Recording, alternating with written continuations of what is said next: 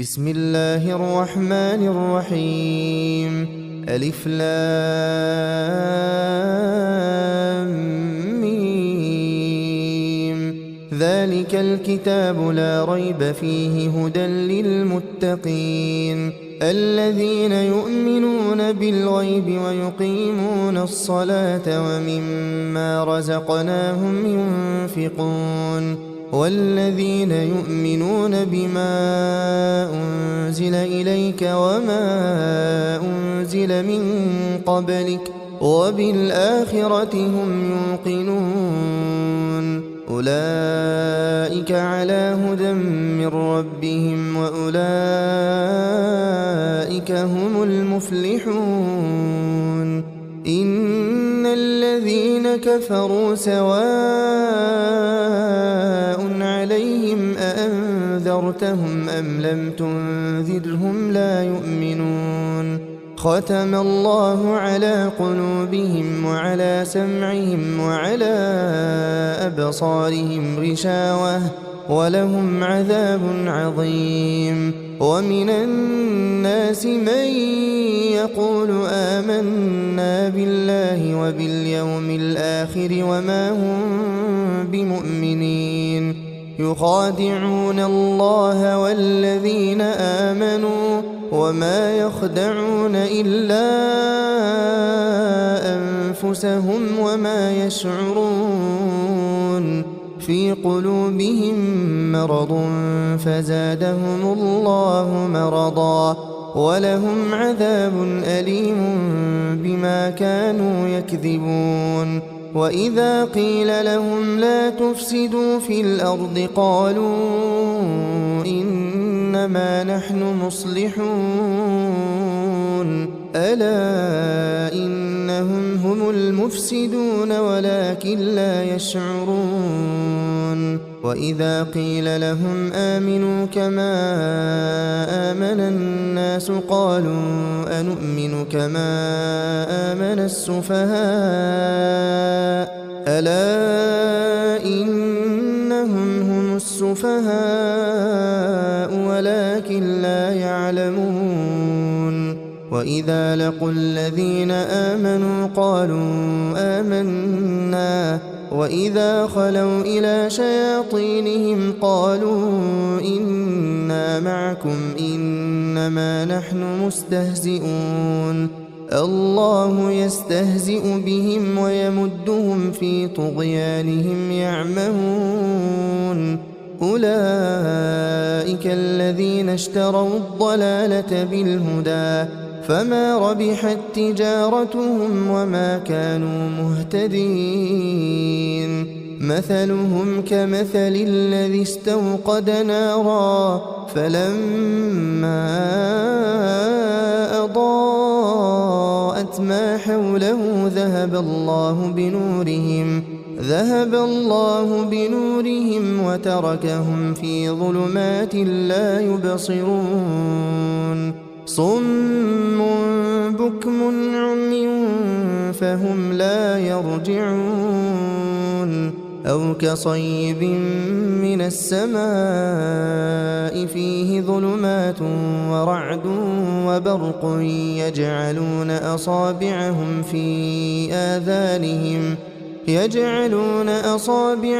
في آذانهم من الصواعق حذر الموت والله محيط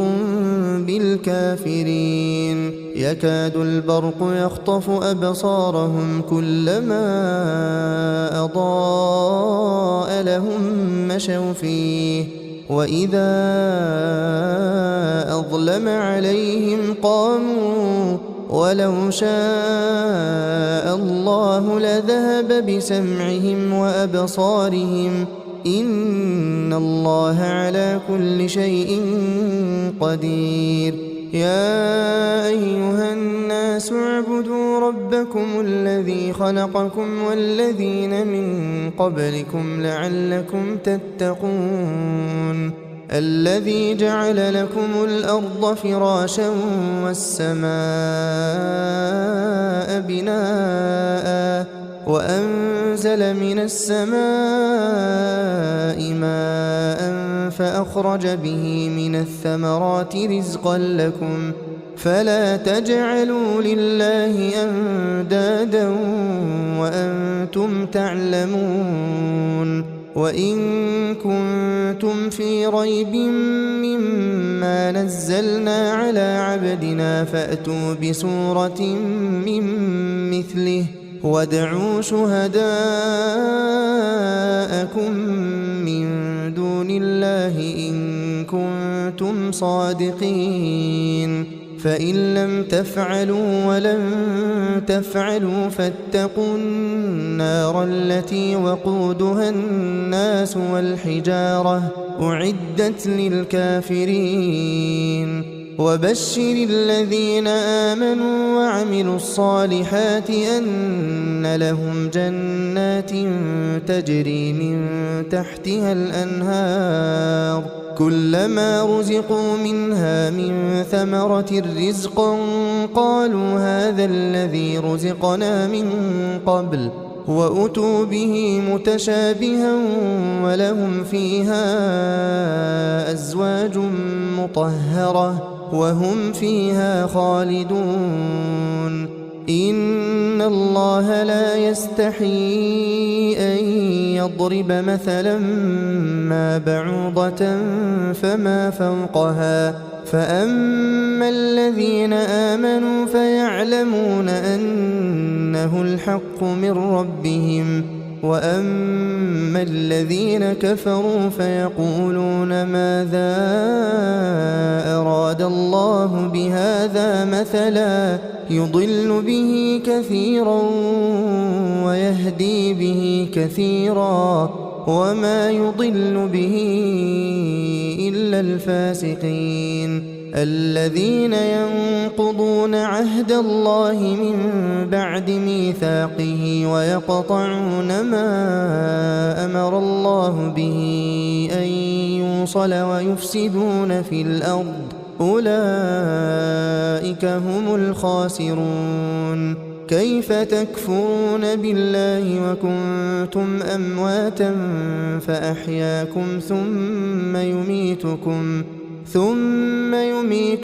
ثم يحييكم ثم إليه ترجعون هو الذي خلق لكم ما في الأرض جميعا ثم استوى إلى السماء فسواهن 7 سماوات وهو بكل شيء عليم وإذ قال ربك للملائكة إني جاعل في الأرض خليفة قالوا أتجعل فيها من يفسد فيها ويسفك الدماء ونحن نسبح بحمدك ونقدس لك قال إني أعلم ما لا تعلمون وعلم آدم الأسماء كلها ثم عرضهم على الملائكة فقال أنبئوني بأسماء هؤلاء إن كنتم صادقين قالوا سبحانك لا علم لنا إلا ما علمتنا إنك أنت العليم الحكيم قال يا آدم أنبئهم بأسمائهم فلما أنبأهم بأسمائهم قال ألم أقل لكم إني أعلم غيب السماوات والأرض وأعلم ما تبدون وما كنتم تكتمون وإذ قلنا للملائكة اسجدوا لآدم فسجدوا إلا إبليس أبى واستكبر وكان من الكافرين وقلنا يا آدم اسكن أنت وزوجك الجنة وكلا منها رغدا حيث شئتما ولا تقربا هذه الشجرة فتكونا من الظالمين فأزلهما الشيطان عنها فأخرجهما مما كانا فيه وقلنا اهبطوا بعضكم لبعض عدو ولكم في الأرض مستقر ومتاع إلى حين فتلقى آدم من ربه كلمات فتاب عليه إنه هو التواب الرحيم قلنا اهبطوا منها جميعا فإما يأتينكم مني هدى فمن تبع هداي فلا خوف عليهم ولا هم يحزنون والذين كفروا وكذبوا بآياتنا أولئك أصحاب النار هم فيها خالدون يا بني إسرائيل اذكروا نعمتي التي أنعمت عليكم وأوفوا بعهدي أوف بعهدكم وإياي فارهبون وآمنوا بما أنزلت مصدقا لما معكم ولا تكونوا أول كافر به ولا تشتروا بآياتي ثمنا قليلا وإياي فاتقون ولا تلبسوا الحق بالباطل وتكتموا الحق وأنتم تعلمون وأقيموا الصلاة وآتوا الزكاة واركعوا مع الراكعين أتأمرون الناس بالبر وتنسون أنفسكم وأنتم تتلون الكتاب أفلا تعقلون واستعينوا بالصبر والصلاة وإنها لكبيرة إلا على الخاشعين الذين يظنون أنهم ملاقو ربهم وأنهم إليه راجعون يا بني إسرائيل اذكروا نعمتي التي أنعمت عليكم وأني فضلتكم على العالمين واتقوا يوما لا تجزي نفس عن نفس شيئا ولا يقبل منها شفاعة ولا يؤخذ منها عدل ولا هم ينصرون وإذ نجيناكم من آل فرعون يسومونكم سوء العذاب يذبحون أبناءكم ويستحيون نساءكم وفي ذلكم بلاء من ربكم عظيم وإذ فرقنا بكم البحر فأنجيناكم وأغرقنا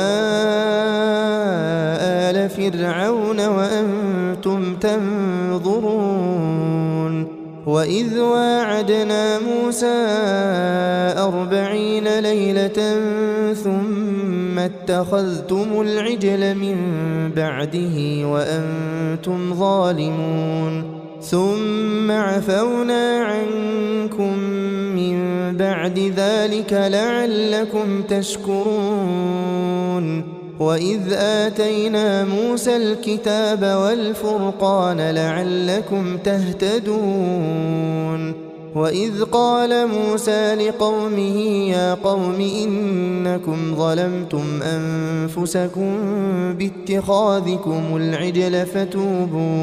فتوبوا إلى بارئكم فاقتلوا أنفسكم ذلكم خير لكم عند بارئكم فتاب عليكم إنه هو التواب الرحيم وإذ قلتم يا موسى لن نؤمن لك حتى نرى الله جهرة فأخذتكم الصاعقة وأنتم تنظرون ثم بعثناكم من بعد موتكم لعلكم تشكرون وظللنا عليكم الغمام وأنزلنا عليكم المن والسلوى كلوا من طيبات ما رزقناكم وما ظلمونا ولكن كانوا أنفسهم يظلمون وإذ قلنا ادخلوا هذه القرية فكلوا منها حيث شئتم رغدا وادخلوا الباب سجدا وقولوا حطة نغفر لكم خطاياكم وسنزيد المحسنين فبدل الذين ظلموا قولا غير الذي قيل لهم فأنزلنا على الذين ظلموا رجزا من السماء بما كانوا يفسقون وإذ استسقى موسى لقومه فقلنا اضرب بعصاك الحجر فانفجرت منه 12 عينا قد علم كل أناس مشربهم كلوا واشربوا من رزق الله ولا تعثوا في الأرض مفسدين وإذ قلتم يا موسى لن نصبر على طعام واحد فادع لنا ربك يخرج لنا مما تنبت الأرض من بقلها وقثائها وفومها وعدسها وبصلها قال أتستبدلون الذي هو أدنى بالذي هو خير اهبطوا مصرا فإن لكم ما سألتم وضربت عليهم الذلة والمسكنة وباءوا بغضب من الله ذلك بأنهم كانوا يكفرون بآيات الله ويقتلون النبيين بغير الحق ذلك بما عصوا وكانوا يعتدون إن الذين آمنوا والذين هادوا والنصارى والصابئين من آمن بالله واليوم الآخر وعمل صالحا فلهم أجرهم عند ربهم ولا خوف عليهم ولا هم يحزنون وإذ أخذنا ميثاقكم ورفعنا فوقكم الطور خذوا ما آتيناكم بقوة واذكروا ما فيه لعلكم تتقون ثم توليتم من بعد ذلك فلولا فضل الله عليكم ورحمته لكنتم من الخاسرين ولقد علمتم الذين اعتدوا منكم في السبت فقلنا لهم كونوا قردة خاسئين فجعلناها نكالا لما بين يديها وما خلفها وموعظة للمتقين وإذ قال موسى لقومه إن الله يأمركم أن تذبحوا بقرة قالوا أتتخذنا هزوا قال أعوذ بالله أن أكون من الجاهلين قالوا ادع لنا ربك يبين لنا ما هي قال إنه يقول إنها بقرة لا فارض ولا بكر عوان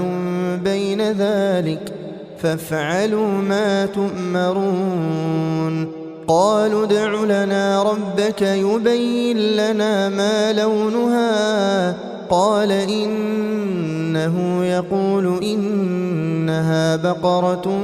صفراء فاقع لونها تسر الناظرين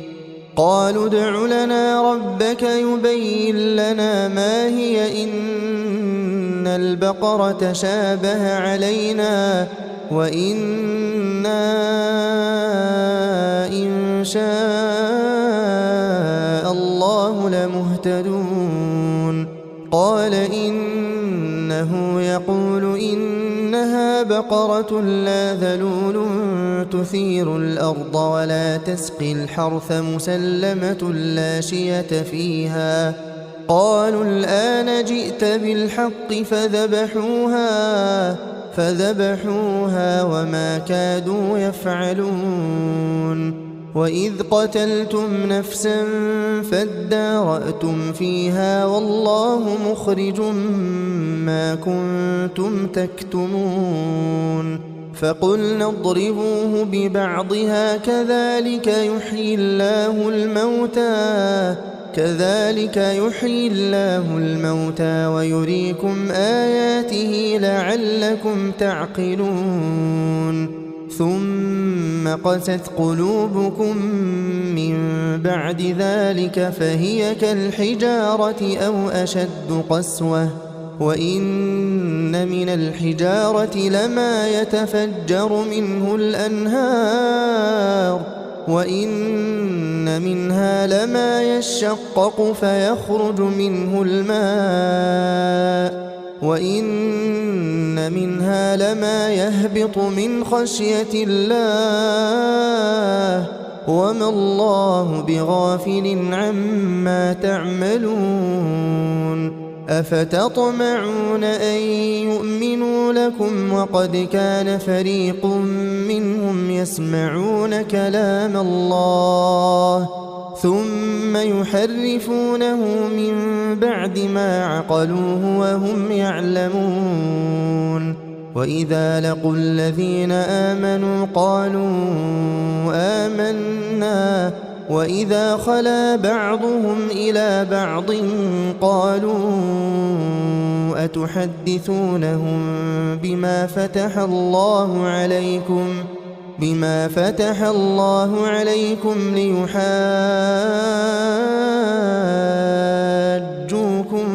به عند ربكم أفلا تعقلون أولا يعلمون أن الله يعلم ما يسرون وما يعلنون ومنهم أميون لا يعلمون الكتاب إلا أماني وإن هم إلا يظنون فويل للذين يكتبون الكتاب بأيديهم ثم يقولون هذا من عند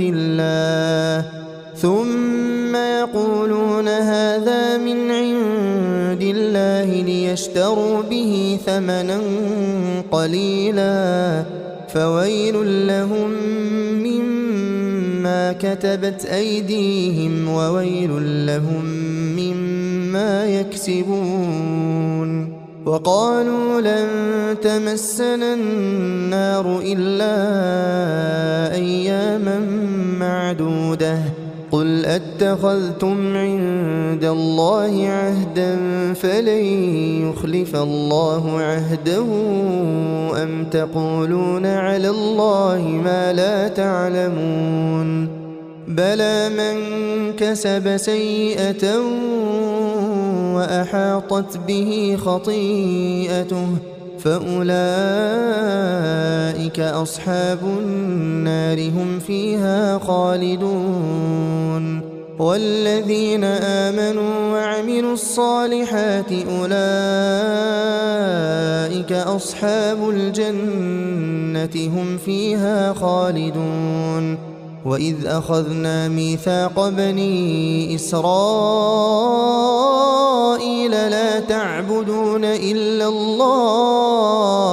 لا تعبدون إلا الله وبالوالدين إحسانا وذي القربى واليتامى والمساكين وقولوا للناس حسنا وأقيموا الصلاة وآتوا الزكاة ثم توليتم إلا قليلا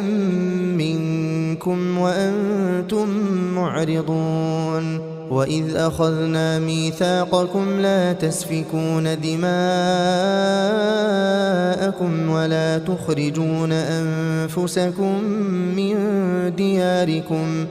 ثم أقررتم وأنتم تشهدون ثم أنتم هؤلاء تقتلون أنفسكم وتخرجون فريقا منكم من ديارهم تظاهرون عليهم بالإثم والعدوان وإن يأتوكم أسارى تفادوهم وهو محرم عليكم إخراجهم أفتؤمنون ببعض الكتاب وتكفرون ببعض فما جزاء من يفعل ذلك منكم إلا خزي في الحياة الدنيا ويوم القيامة يردون إلى أشد العذاب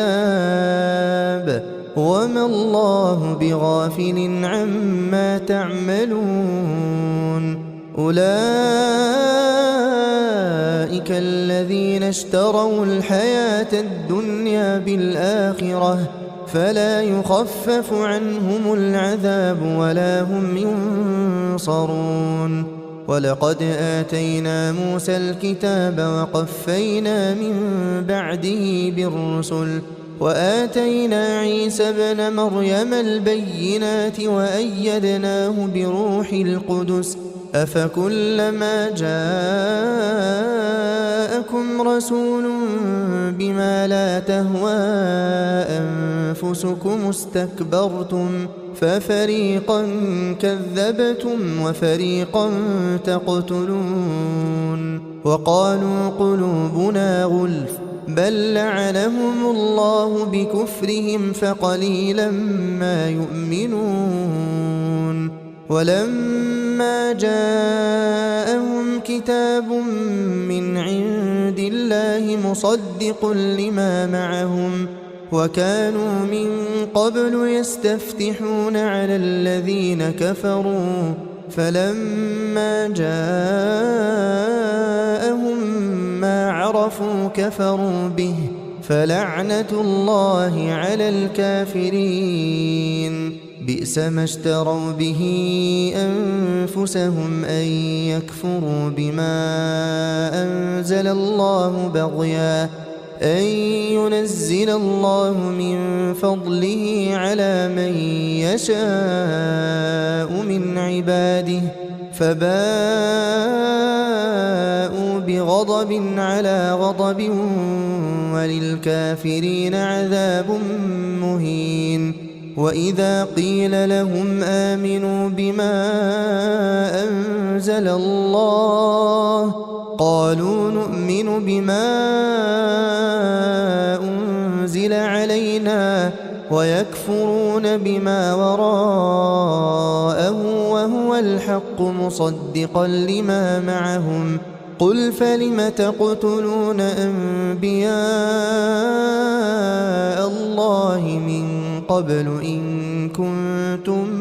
مؤمنين ولقد جاءكم موسى بالبينات ثم اتخذتم العجل من بعده وأنتم ظالمون وإذ أخذنا ميثاقكم ورفعنا فوقكم الطور خذوا ما آتيناكم بقوة واسمعوا قالوا سمعنا وعصينا وأشربوا في قلوبهم العجل بكفرهم قل بئس ما يأمركم به إيمانكم إن كنتم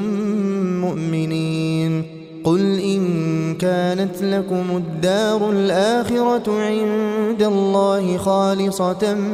من دون الناس فتمنوا الموت إن كنتم صادقين ولن يتمنوه أبدا بما قدمت أيديهم والله عليم بالظالمين ولتجدنهم أحرص الناس على حياة ومن الذين أشركوا يود أحدهم لو يعمر 1000 سنة وما هو بمزحزحه من العذاب أن يعمر والله بصير بما يعملون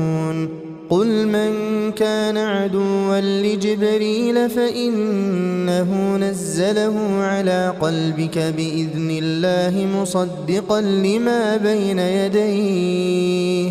مصدقا لما بين يديه وهدى وبشرى للمؤمنين من كان عدوا لله وملائكته ورسله وجبريل وميكال فإن الله عدو للكافرين ولقد أنزلنا إليك آيات بينات وما يكفر بها إلا الفاسقون أوكلما عاهدوا عهدا نبذه فريق منهم بل أكثرهم لا يؤمنون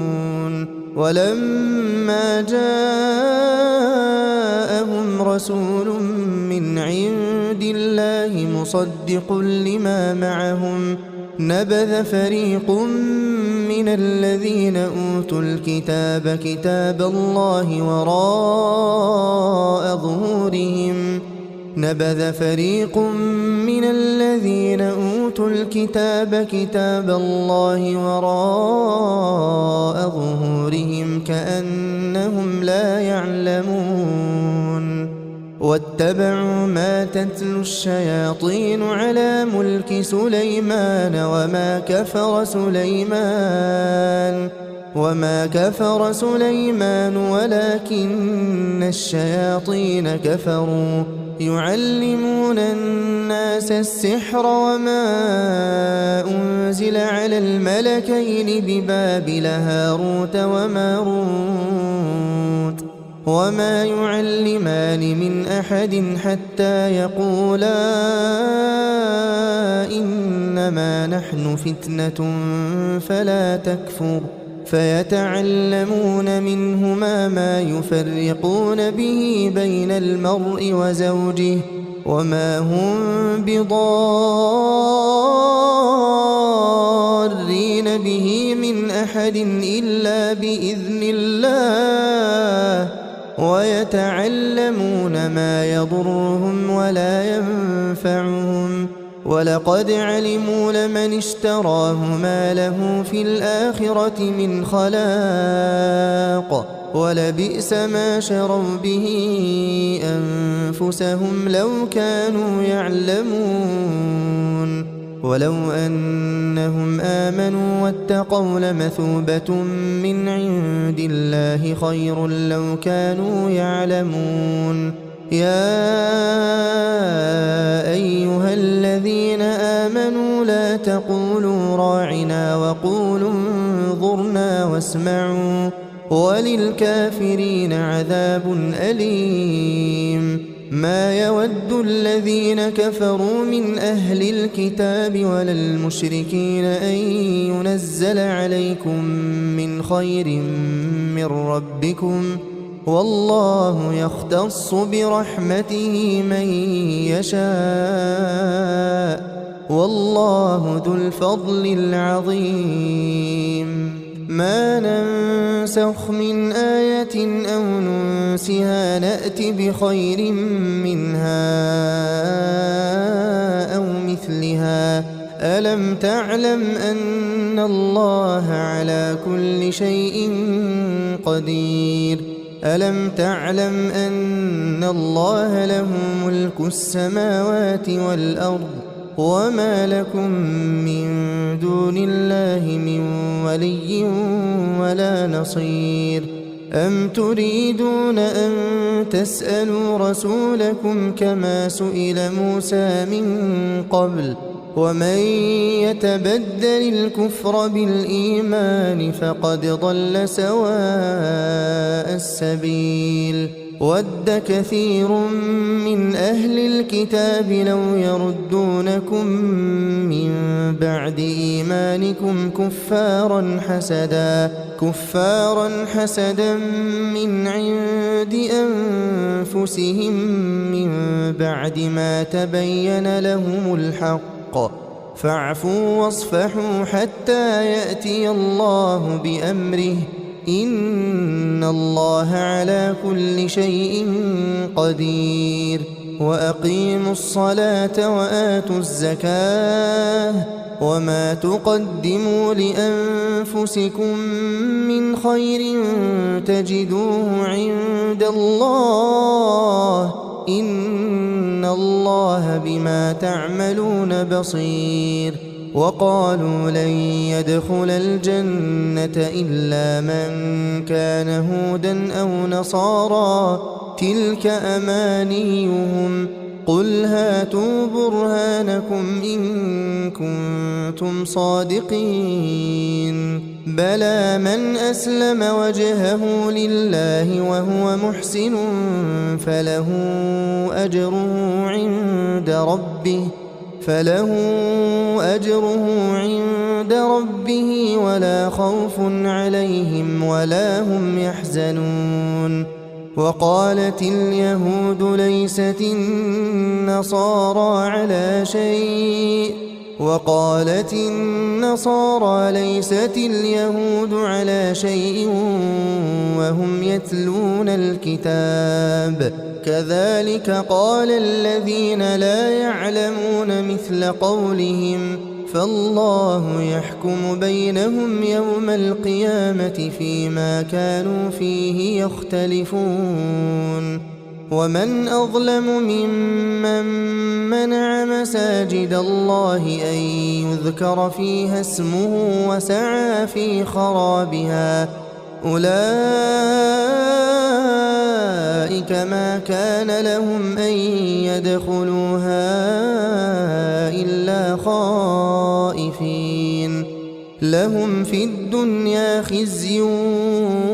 ولهم في الآخرة عذاب عظيم ولله المشرق والمغرب فأينما تولوا فثم وجه الله إن الله واسع عليم وقالوا اتخذ الله ولدا سبحانه بل له ما في السماوات والأرض كل له قانتون بديع السماوات والأرض وإذا قضى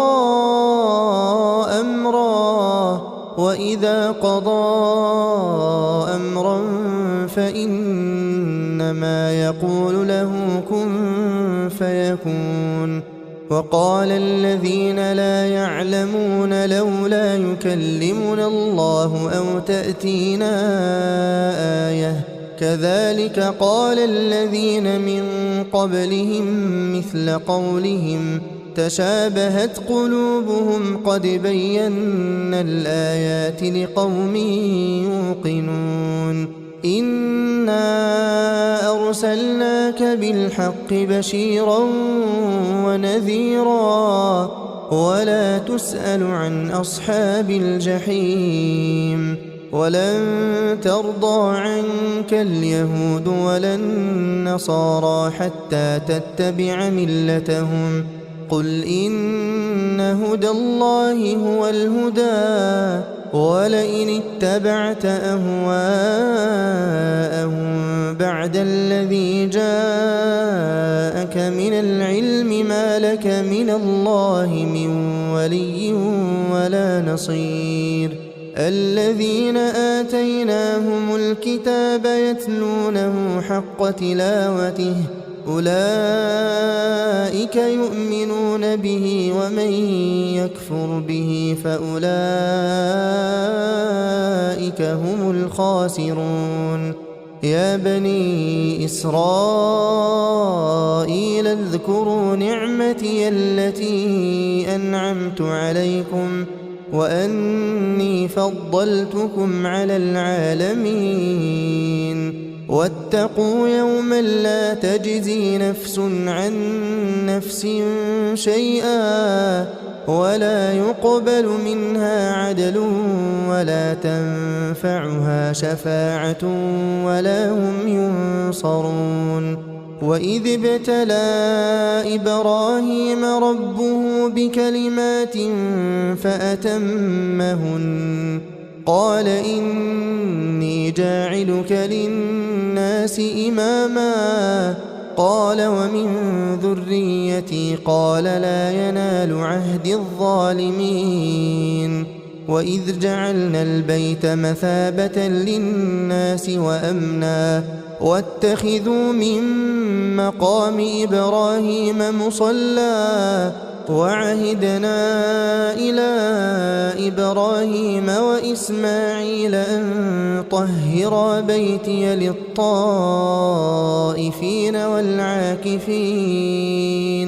للطائفين والعاكفين والركع السجود وإذ قال إبراهيم رب اجعل هذا بلدا آمنا وارزق أهله من الثمرات من آمن منهم بالله واليوم الآخر قال ومن كفر فأمتعه قليلا ثم أضطره إلى عذاب النار وبئس المصير وإذ يرفع إبراهيم القواعد من البيت وإسماعيل ربنا تقبل منا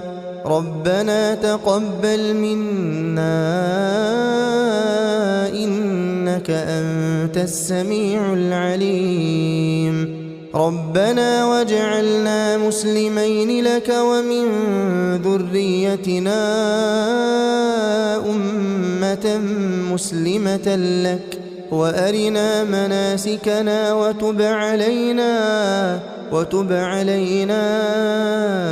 إنك أنت التواب الرحيم ربنا وابعث فيهم رسولا منهم يتلو عليهم آياتك ويعلمهم الكتاب والحكمة ويزكيهم إنك أنت العزيز الحكيم ومن يرغب عن ملة إبراهيم إلا من سفه نفسه ولقد اصطفيناه في الدنيا وإنه في الآخرة لمن الصالحين إذ قال له ربه أسلم قال أسلمت لرب العالمين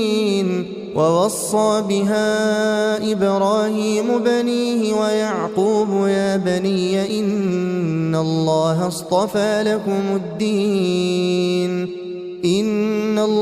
اصطفى لكم الدين فلا تموتن إلا وأنتم مسلمون أم كنتم شهداء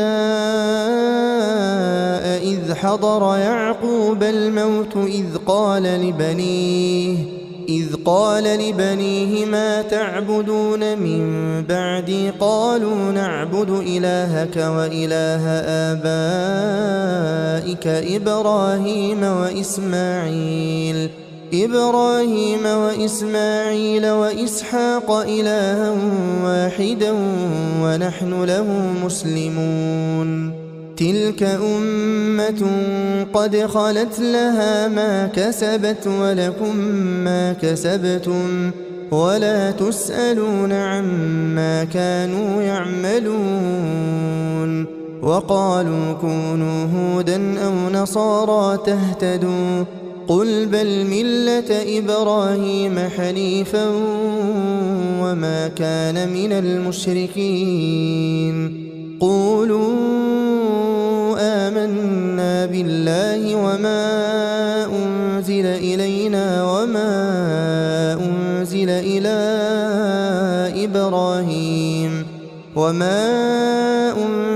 إلى إبراهيم وإسماعيل وإسحاق ويعقوب والأسباط وما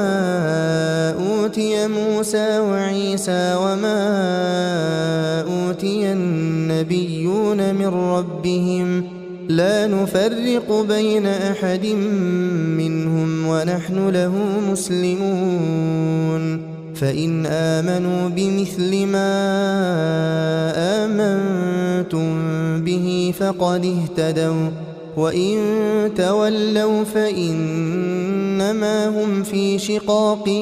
فسيكفيكهم الله وهو السميع العليم صبغة الله ومن أحسن من الله صبغة ونحن له عابدون قل أتحاجوننا في الله وهو ربنا وربكم ولنا أعمالنا ولكم أعمالكم ونحن له مخلصون أم تقولون إن إبراهيم وإسماعيل وإسحاق ويعقوب والأسباط كانوا هودا أو نصارى قل أأنتم أعلم أم الله ومن أظلم ممن كتم شهادة عنده من الله وما الله بغافل عما تعملون تلك أمة قد خلت لها ما كسبت ولكم ما كسبتم ولا تسألون عما كانوا يعملون